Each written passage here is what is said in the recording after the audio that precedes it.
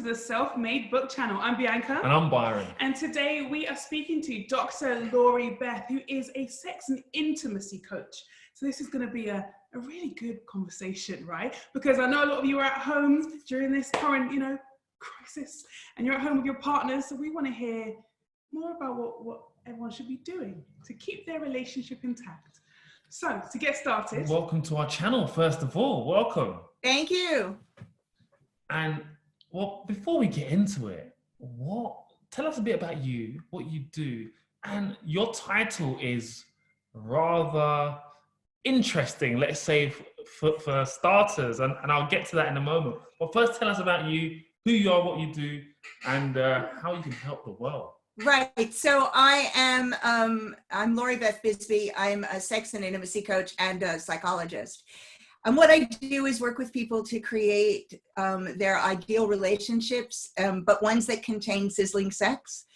Because a lot of times people don't look at sex and intimacy directly when they're choosing partners. And so I see a lot of people who are in relationships where that's the bit that's not working, or sometimes that's the bit that is working and nothing else is working. So I spend a lot of my time working with people on getting rid of shame, on owning their desires or even figuring out what they are. I also work a lot with people who are part of the gender, sex, and relationship diversity communities, so LGBT, polyamorous, or other kinds of non-monogamous in the kink and BDSM community. I speak a lot. I have a radio show called the A to Z of Sex, if you're listening to it in America, or if you're listening to it where I am in England, the A to Z of Sex, which is on Voice America once weekly, and I write a lot. Amazing. And how did you get started in this? I know people always ask me that. It always makes me smile. So I wasn't very old when I realized that I was sexually different. And I wasn't craving the same things that everybody else was craving. And so I started trying to figure out, at first it was what's wrong with me. And then eventually it was like, I'm actually comfortable with this. There must be other people who like these things too. And so in the midst of that, I ended up in a really traumatic situation. So I had originally started in university as a broadcast journalism major, because I've always enjoyed doing television and doing writing and doing radio. And when I got traumatized, I ended up with post-traumatic stress disorder. And so I ended up changing to psychology. And as I worked through that, I started looking for different ways to help people who had similar challenges to me, which is not unusual. People often go into the field to find an answer for their own stuff. So that's how I ended up getting into this. And I've been doing this stuff for it's 32 years now. I've been seeing people. Wow. Wow. What are the most common reasons why people come to you? So a large group of people come because they're looking to figure out how they can make a relationship work when there's more than one partner. And that's because they're aware that I'm somebody who does non-monogamy. So I get a large chunk of people who have either had an affair and now are aware that they want an open relationship and are trying to work that out, or the ones who do it with less trauma have not had an affair but are aware that they want more than one partner, so they come in to work it out before somebody does something that's going to fracture the trust. I also get a lot of people who are just finding it really difficult to figure out what they really want and communicate to their partner what they really want. So lots of people who have been in relationships for years and maybe haven't really been enjoying the sex because they've never really told their partner what turns them on, or they haven't been aware of what turns them on. So those are probably the two most common. So what advice do you give them? What's the response? Well, when you're working with somebody who isn't sure what turns them on, you've got to start there. So that's actually can be quite a lot of fun to do.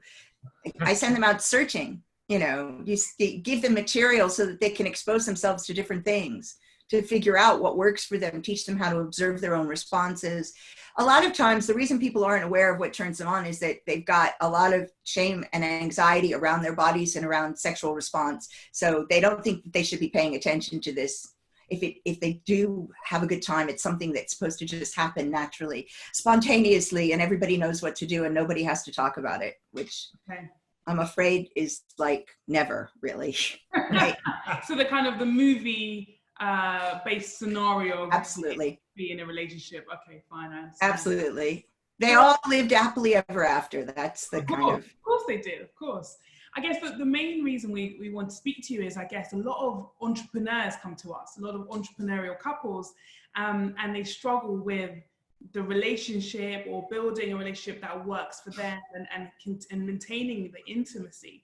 So what would you say is kind of some of your top tips on how to build that intimacy or maintain that intimacy? Number one, communicate. Mm-hmm. And number 1, 2, 3, 4, and 5 are all communicate. Okay. This is the area where people make the biggest mess of things. They don't talk. You cannot be intimate without being vulnerable. It's a requirement for emotional intimacy is to be vulnerable. And if you think of it, it's a requirement for physical intimacy too, because we're vulnerable. When we're naked, we're vulnerable, right?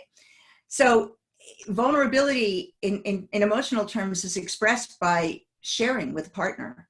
And so that's the first thing, is to create a good flow of communication. That means learning how to be present, right? Learning how to be able to completely focus on the other person, to keep the space safe so that you can say anything to the other person and know that you're not going to get judged, you're not going to get clobbered. And that's kind of the beginning. And unfortunately, most couples don't know how to do that. They find it incredibly difficult to be 100% present. Mostly that we're in our heads and we're worried and we're not sure, or we're thinking about what we need to do later, or, and particularly when you're talking about high-powered couples, these are busy people, right? Anybody who runs their own business, I run too, I know, right? Anybody who runs their own business is working more hours than there are in the day.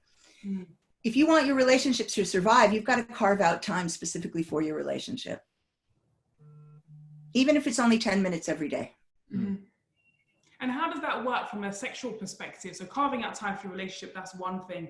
But for you as a sex and intimacy coach, what does that look like for couples carving out, couple time? Well, carving out sex time and couple sex time is to remember that it isn't just spontaneous. Anybody who's a mother knows that, right? Forget being an entrepreneur. If you've had a child, you know that spontaneous sex goes goodbye as soon as you have children. So you actually have to schedule it. And I know people find that really uncomfortable, and they'll talk about, oh, it's not natural. Just screw it. That's just the container you're holding it in, right? Once you've carved that space out, you can be as spontaneous as you want within that time. But you have to get in your head that if you don't actually schedule, it isn't going to happen. That's one. 2 is to take the time to actually slow things down a bit, which doesn't necessarily mean that sex becomes terribly gentle. Whenever people say slow things down, they think, oh, you're talking about, you're making a distinction between making love and having sex. No, I'm not. Slowing things down is actually taking the time to check in before you start. Make sure you're both present in the room. Make sure that there's nothing immediately, you carved out from 9 until 11 on a Monday night, but at 8:55, you had an emergency phone call. And your attention is on that. So what do you need to do in order to get your attention off that so you can settle into the time? And be creative. So sometimes if you're having trouble settling into the time, one of the ways to do it is to not rely on immediately touching each other, but grab some form of erotica. Pick up a book and read to each other. Watch a film. Do something that helps bring you into the space and slowly ease you into sexual activity. And then the last one is to definitely be adventurous in what you do. Don't get stuck in a rut. So evaluate what you do regularly. And some couples get so stuck in this thing, if it ain't broke, don't fix it. But with sex, after a while, that gets boring. Fair enough. Okay. So what would you suggest then? Yeah. What's the solution? Well, there are all sorts of things that you can try. I mean, try a different position, have sex in a different room, start with clothing and do a striptease. I mean, there's all sorts of things that you can try. Again, there's a load of, if you don't feel creative and you can't think of things yourself, there's a ton of erotica out there that can help, right? People write books and stories, short stories about all sorts of sexual activities in all sorts of places. Find things that actually go, that's interesting, and then share it with your partner. Mm-hmm. And if you're uncomfortable sharing a desire with your partner because you're afraid they're going to go, ugh, because some of us have way out desires, and some of, your partner may not like what it is you're suggesting, and you're worried you're going to get rejected. You don't necessarily have to say, ooh, I like this, or I want this. Start by introducing some erotica and see how they respond, and work with the response. So I guess, taking away from the question for a moment, but where am I going with this? When you discuss some of these new things with your partner, what happens when they're not open to it, or if they're not open to it? So sometimes, your partner is not necessarily going to be open to everything that you're interested in. It depends on how important the thing is, right? Like, let's say your partner is not open to oral sex, and that's really important to you. Then you're going to have a problem, and that's something that's going to have to be negotiated.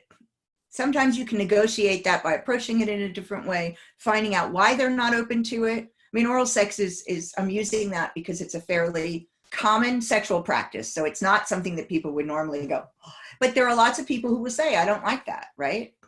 I don't like that. I don't want to do that. Or I don't want to receive that, which is always interesting. Sometimes it's not, I don't want to do that. It's, I don't want to receive that. Go away. I don't want to receive that. So then try and find out why. What is it? Did somebody have a trauma? If they did, they can come and see someone like me and work the trauma out. And that may change how they feel about it. Do they have a misunderstanding about the mechanics, right? If it's just a straightforward, right, you might not be able to do anything with it. But then you want to negotiate for other things. Yeah. If it's not an important thing, I wouldn't put so much time and energy into it. Yeah. Right? If they're not into it, but it's not important to you. It's like, oh, let's find something we can both enjoy. Yeah. But more often than not, what I have is not people coming in and saying, my partner's not into this specific thing. They come in and say, my partner's not into trying anything. Mm-hmm. And that's a harder problem to deal with. So I get the impression that you've written some, I can see, a lot, right? Well, I've written a lot of stuff. I haven't published a lot of my erotica. Most of what I've written has been, I write articles on blogs on how to deal with things. I write courses. I write scholarly articles sometimes. So, I've got a lot of how-to and what if blogs and opinion blogs. But I have been writing erotica since I was a teenager. And I finally decided that I would publish some of it with my name on it. So that was quite a challenge for me.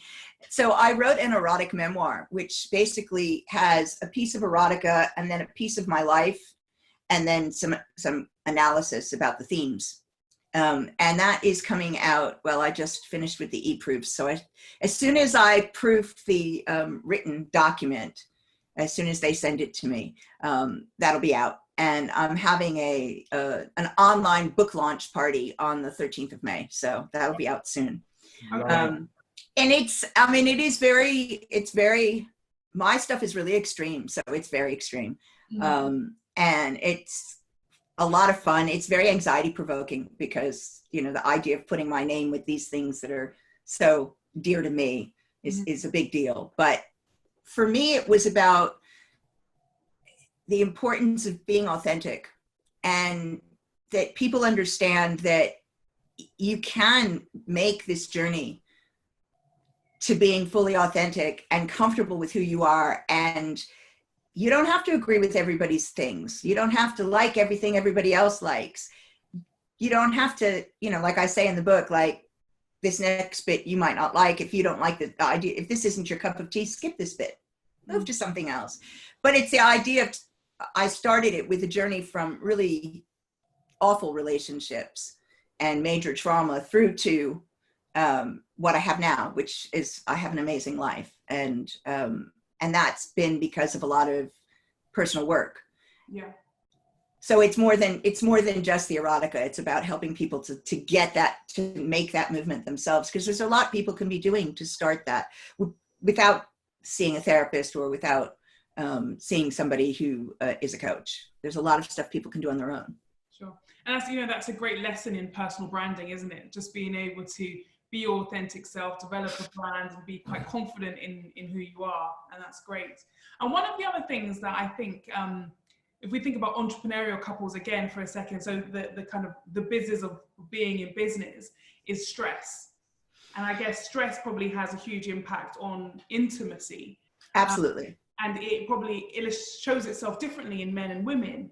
So what have you found has been, for the people you've supported, your customers, what has been the point of difference for a woman needing intimacy and a man needing intimacy? You know what? It's not so much women and men. It depends on the personality type.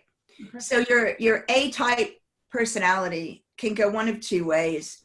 Either they become hypersexed, right? And so that's their go-to place in order to get rid of stress. But a lot of times that is not connected sex. So either masturbation, pornography, which obviously includes masturbation, or sometimes people have affairs, or they meet with call girls or escorts. So it's very kind of goal oriented, and it's about getting rid of the physical stress. Okay. Mm-hmm.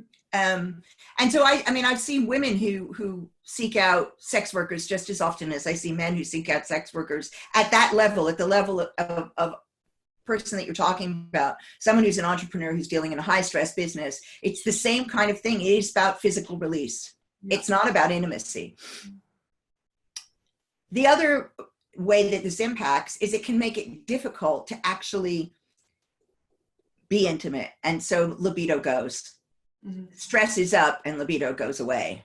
And so you get people who, like, the idea of sex is just, really, I can't be bothered. Where am I supposed to get the energy for that?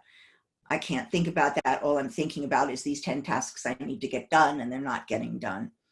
Mm-hmm. The opposite end of the spectrum, but neither of those examples are people having actual intimacy. Mm-hmm. Mm-hmm. Okay, fine. And I guess that, like you say, it manifests itself in a different way. So men and women, and it's not just man or women, it's either personality type that has that. And how would you suggest they approach that? Because I think when you're starting a business or you're in business, it's stressful already, right? But how do you approach that when maybe one person, like you said, is maybe, did you say hypersex? Is that right? Yeah. The other person is not as interested. How do you make sure the relationship is maintained during that time? You've got to negotiate at that point. You have to negotiate about how much sex is too much, and and that's good communication skills.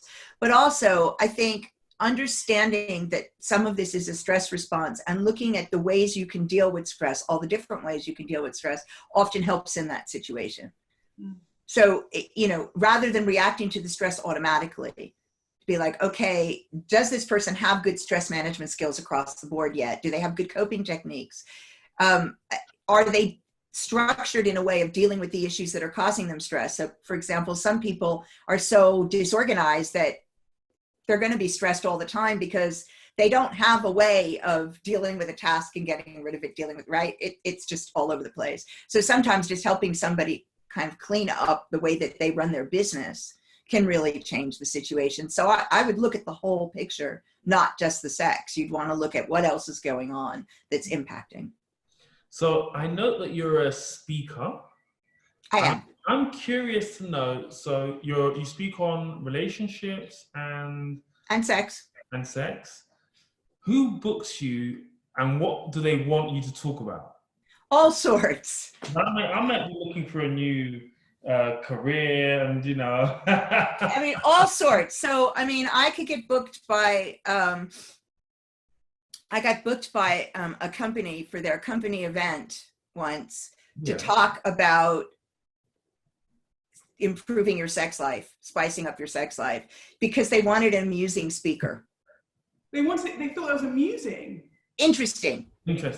Oh. Well, and somebody who can be amusing, and I can be. So, they wanted somebody who's going to talk with energy. And so they had seen a webinar that I'd done, and it was like, I want you to come talk about. So, it had nothing to do with what the conference was on. Right.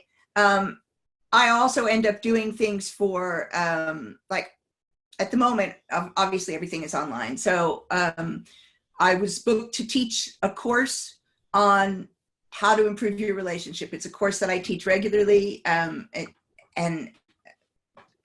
it's an app on sex and sexuality. It's really cool, and they decided to sponsor having the course taught online, so I taught that. I teach for a variety of sexual health organizations, individuals who just want to see things, to do something different within their program if they're doing a program of events. So I do a lot for Scarlet Ladies is a women's organization. Actually, they've changed their name and their branding now. It's Sonder and Beam. And they get together and talk about sex. So I've spoken for them a bunch. I'm part of a panel on virtual reality,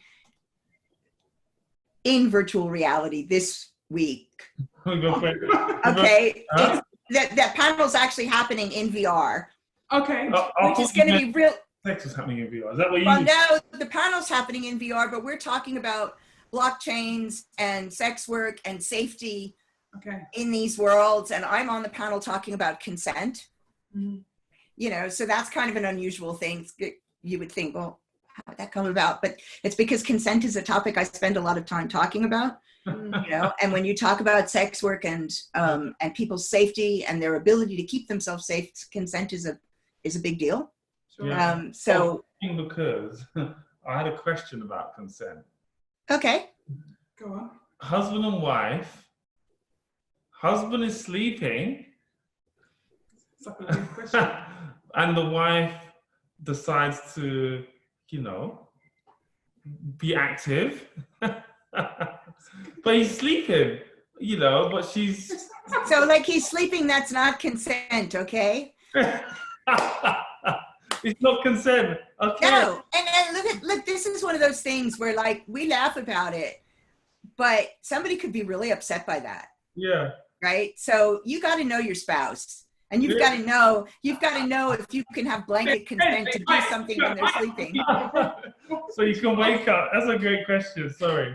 You know, like, so you've got to know, but you've got to know, like, you've got to talk about that. Like, so if I decide to wake you up, you're asleep, and I decide to start having sex with you when you're asleep, are you okay with that? And if they say yes, then you've got the consent, so you're okay. But, you know, if you don't ask, somebody could get upset with you about it. Because technically there's no consent. Oh, I love that. Oh, dear.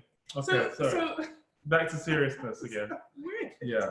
So anyway, so you said you had like a program you do on like the top things that people should do in a relationship when it comes to intimacy. What are the top tips, or just some of them that you could? Some of the top tips. I mean, communicate was what I said was the first one. You know, spend time together, spend quality time together, experiment, use all of your senses. I mean, a lot of these things seem really obvious, but you'd be surprised how rarely people do them. Really? Okay. Yeah. Use all your senses, and really listen to your partner. Mm-hmm. Don't make assumptions. Yeah. So everyone is in isolation at the moment. Yes. And some people with their partners are loving it, and some people are hating it. I saw a great meme when the guy said, choose two options. A, be isolated with your wife and children. Or B, and before they said the question, they said B. Yeah. But what are your top tips for partners to survive during lockdown? Okay, so there are a lot of people who are having problems because they have issues they've been avoiding, and they've successfully avoided by being out of the house. One person goes to work, another person. So they're not button heads all the time. They're not coming up against it all the time. If that's you and you cannot create enough private space, it's time to deal with the issue. If it's an issue you've had a long time and you don't have any confidence dealing with it, this is the time to get someone like me to help mediate that conversation. Because there's no better time than now. You're kind of forced to deal with it. It will make things a lot easier because we don't know how long this is going to go on. Let's be real. We may be in isolation, out of isolation, in isolation, out of isolation. So if you're invested in keeping your partnership together, now's the time to deal with that thing that you've been avoiding. So that's one. The second is, make sure you give each other some actual space and have actual together time. Now, I recognize that for many people, this is very difficult because they're in homes that are very small. They may not have a lot of individual space, if any. Find a way of carving it out. I know one couple who stuck up a curtain in the middle of the room, right? Yeah, that's your divide, right? Yeah. You know, just so that they could have, this is my space, this is your space, and when we come back together, we take the curtain out of the way because they're living in a studio, which seemed fine until isolation, right? Nobody ever thinks that they're going to be in this situation where they're going to be here all the time. So make sure you give each other some space every day. Then make sure you have some dedicated together time every day. If something's bothering you, don't leave it. You're not in a position where you can leave it days and days because your person is in your face, right? So it's going to keep getting triggered, keep getting triggered. Don't leave it. If something's bothering with you, deal with it now. If you find you're arguing more or you're not able to resolve these things more, again, get a coach, get a therapist. This is the time to do that because it's like being in a pressure cooker. So it's going to get bigger and bigger instead of smaller and smaller. And at what point is the best time to get a relationship coach like yourself, perhaps? When you know there's an issue, but it's not too big, right? Most people don't come in until things are, and I can work with that. Don't get me wrong. It's just much harder work, right? It's much easier for people to do because they're the ones who are doing the work, not me. I just guide it. They're doing the work. It's much easier to do the work when you deal with it before you've got 700 incidents built up of the same thing happening again and again. The same thing is true in terms of relationships. I mean, people are having affairs now. I read an article yesterday about people who are in London who are having affairs, who are hooking up online and are breaking the I wanted to say curfew, but breaking the lockdown. Yeah, breaking lockdown and going out and sleeping with other people and then coming home. Yeah, I know. I mean, I was quite shocked, but you know, people take risks. They've gone to the supermarket. Like what's? Yeah. That's what they're doing. So they're going to the supermarket, having sex, and coming home. Well, that's like quite a short window. But anyway. Okay, it is a short window, and I guess they're having short sex. What can you say? And they have to live quite locally. Yeah, but maybe they can do it. Well, they're doing there. It's I don't remember the name of the app, but it's an app, and you can hook up by local. Okay. But you know, it's one of those things where it's like we all risk assess everything, and people don't think they risk assess in relationships, but you do, and you should actually do it consciously, not just do it kind of on autopilot. And that's like risk assess. If you have a partner, if you're sheltering separate from your partner right now, so you're not able to be together, people are risk assessing whether they stay separate or whether they're actually getting in a car, getting on a bike, driving over and spending time with their partners because they can't stand not being with them. That's a risk assessment. And I won't judge that, right? I'm not make any judgment call on that. That's between you and the person that you're seeing, particularly if you're not going on public transport. So you're not exposing anybody else to you. You're just exposing each other. But yeah, these people are exposing all sorts of people to potential. Is there a comeback from that, from an affair? Because in your experience, you know, you've coached many people. Can they come back from that? You can come back from affair, but it is incredibly difficult work. It is my experience that I would say 85% of the time the relationship doesn't make it. Can you come back from, because earlier you mentioned about non-monogamy, can you come back from that if you had an open relationship scenario and you want to go back to normal? Can that be? Well, open, you know, if you want to be monogamous, again, sure, you make the change. But if you've been in an open relationship, agreed to be in an open relationship with someone, people rarely decide then that they're going to be monogamous with each other, right? They've agreed, you know, I mean, if you're talking about one open experience, that's different, right? It's different than deciding to have a non-monogamous relationship. And every non-monogamous relationship is different. There are different types and they all have rules, and you create your own rules. So, you know, that's normal for lots of people. So they're not usually looking to go back to monogamy. It's often difficult when one person is monogamous by nature and the other one is non-monogamous by nature. And while it's possible to have a relationship like that, where one person is having other relationships and the other isn't, and I know of a number of successful relationships like that, and I've worked with people in that situation, it is very difficult. What happens then, or in your experience, when, you know, either party decides, you know what, I don't want this open relationship? Does that happen? And if it does happen, what has your experience been? Well, the times that I see that happen most often is when people haven't actually taken the time to make the decision in a considered manner, right? Or somebody has really liked someone, met someone that they really think is hot, they really like them, they really want a relationship with them, and the person says, I'm non-monogamous, and they're like, that's okay, because they want this relationship. And it really isn't okay. Okay. Yeah. Makes sense. Okay. You know, you know, it's really important to be honest about that. Okay, so I think in conclusion from what you said just a second ago was you make your own rules. Well, you do, yeah, absolutely. And you do it together, and you should be making your own rules. You shouldn't be accepting something that's handed down as what a relationship should look like.